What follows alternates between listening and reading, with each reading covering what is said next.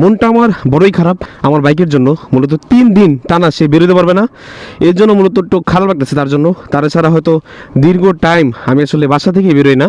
যখনই যাই যেখানেই যাই বন্ধুদের সাথে আড্ডা থেকে বলে মনে করে সব কিছুতেই আমি তাকে না সাথে নিয়ে যাই আর কি।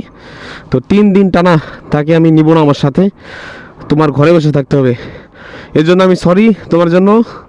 সরকারি নিয়ম করে দিছে, কী করবো আর বলো। আজকে তোমার জব্বর চালাবো, আজকে যদি একটু ভালো মতো না চালাই তাহলে আর শখ মিটবে না।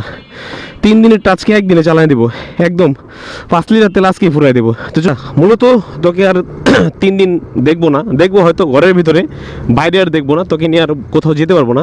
That's I am really sorry. কারণ সরকার আসলে বাইকের প্রতি কেন যে এত চোখ তাদের, আমি তাই না বুঝি না আসলে। বাইকারদের উপরে কেন এত ফোকাস করবে, বা যাদের লাইসেন্স নাই তাদের আটকে দিত, আমাদের তো ভাই সব কিছুই ওকে, তাহলে আমাদের তো একটু রাইড করে দেওয়া উচিত আর কি।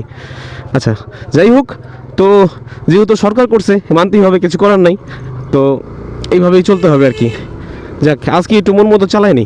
তো নির্বাচনে সবাই জিতলেও বাইক তুমি কিন্তু হেরে গেলা, তুমি কিন্তু আর রাস্তায় চলতে পারবা না, তোমার কোনো ভোটও নাই, তোমার কোনো কাজও নাই। দ্যাটস ওয়াই তুমি বাসায় নিরিবিলি থাকবা। আচ্ছা